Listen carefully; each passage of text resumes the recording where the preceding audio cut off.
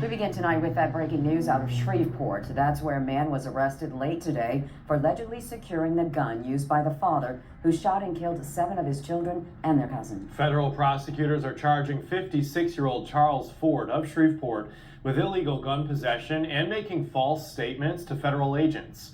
Authorities say Ford gave the gun to 31-year-old Shamar Elkins, you see there, that was used in the mass domestic violence shooting. U.S. Senator Bill Cassidy telling reporters a short time ago Elkins had a past conviction in a firearms case and was not legally allowed to possess a gun.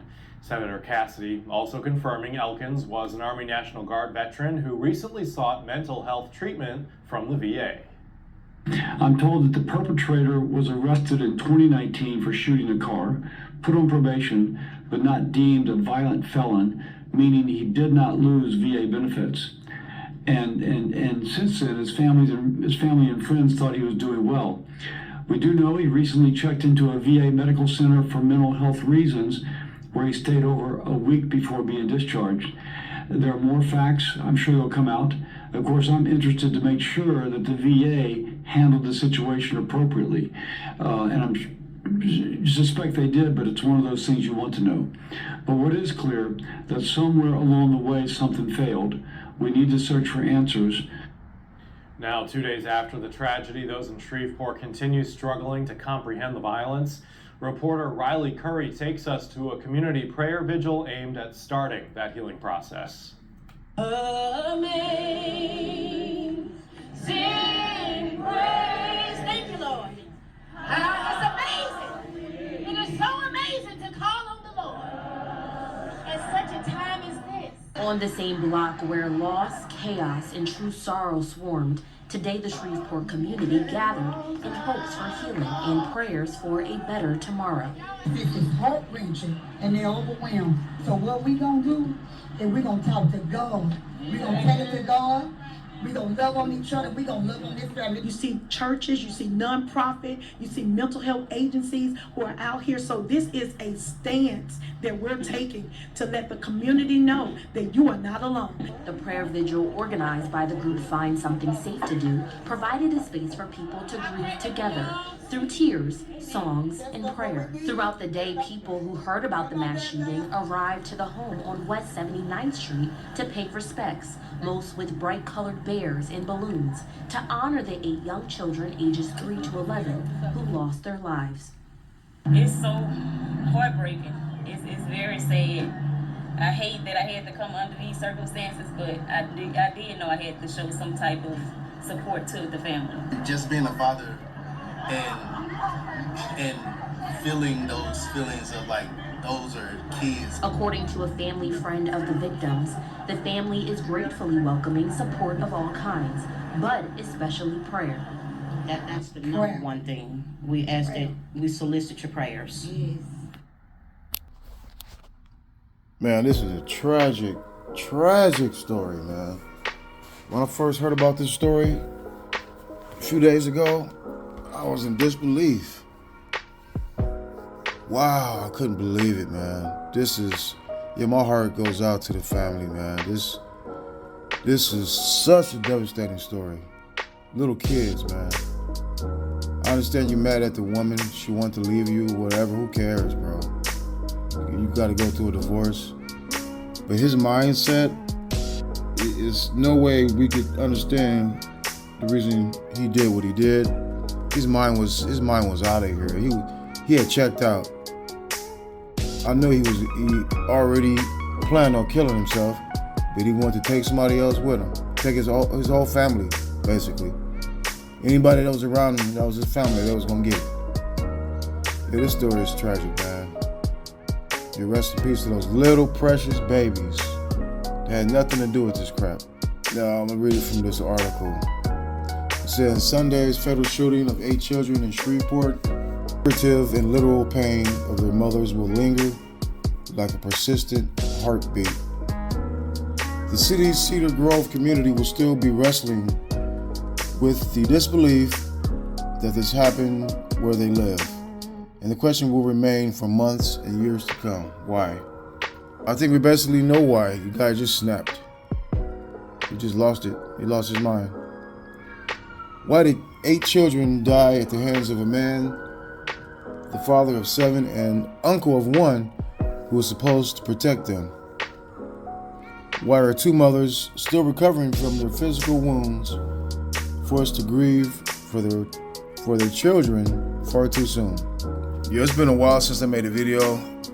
When I seen this story, I was like, oh yeah, I gotta do this one, man. This little kids, oh yeah, I have to do this one.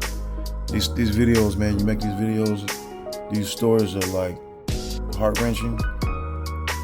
But you know, that's why I have to take a little break sometimes. These stories will affect you mentally.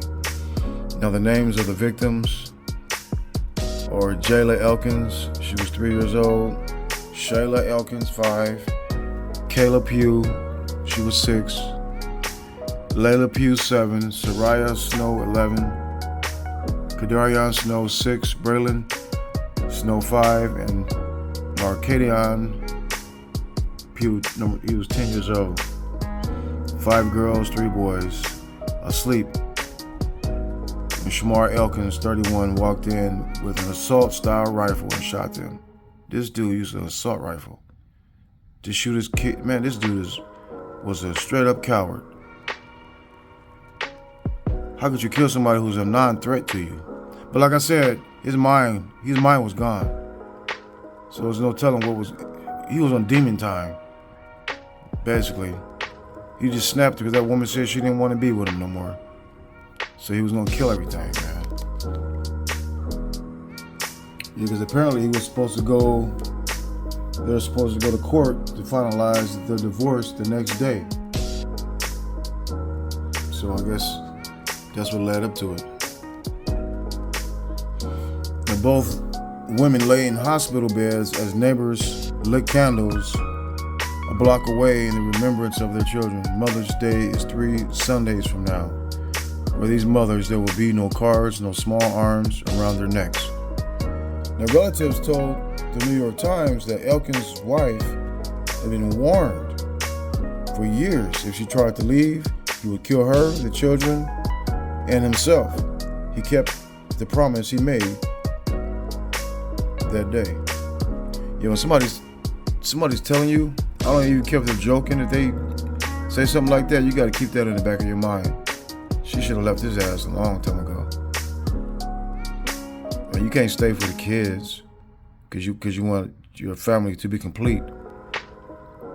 And if she was going to divorce that dude, she should have completely separated herself from him and then serve his ass them papers when he couldn't find out where you were.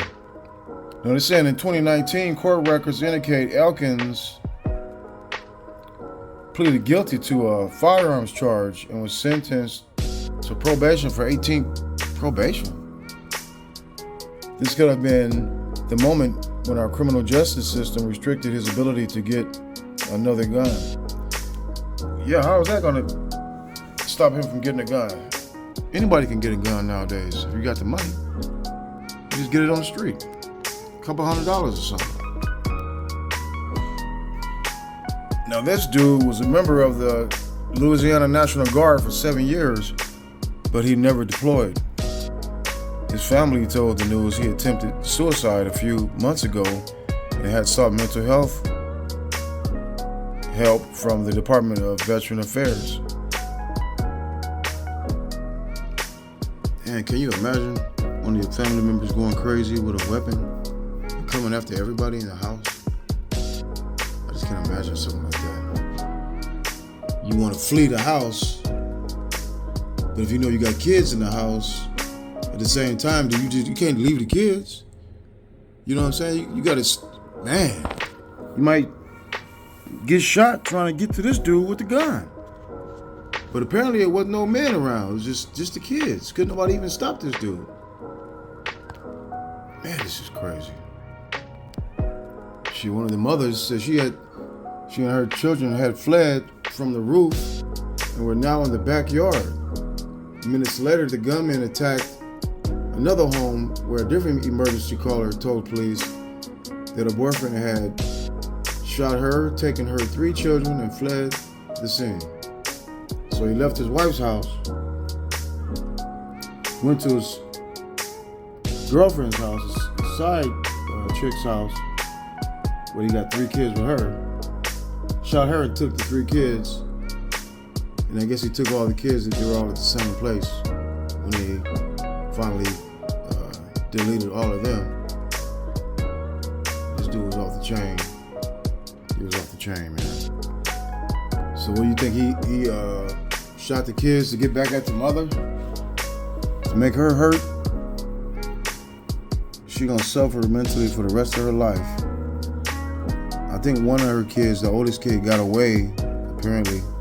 I don't see that in the story, but I think the oldest kid, I guess she jumped off the roof and broke her leg or something, but she got out. This story's tragic though. Yeah, I was gonna say, send my condolences, man. You guys wonder sometimes how this world has gotten like this? Everybody's on edge. You know, you out in the streets, you out and about, you gotta almost walk on eggshells dealing with people out in the public because you don't want somebody to snap. You got road rage. You know, somebody cut you off and you don't know if somebody's gonna pull a gun on you. How many times have you been driving and you might accidentally cut somebody off and then they pull on the side of you? You don't know if they're gonna pull a gun or not. You just looking straight ahead, you don't know what's gonna happen. Yeah, you guys be careful out there and just watch your back at all times, man. This story's sad. You guys take care of yourselves. I'll talk to you later.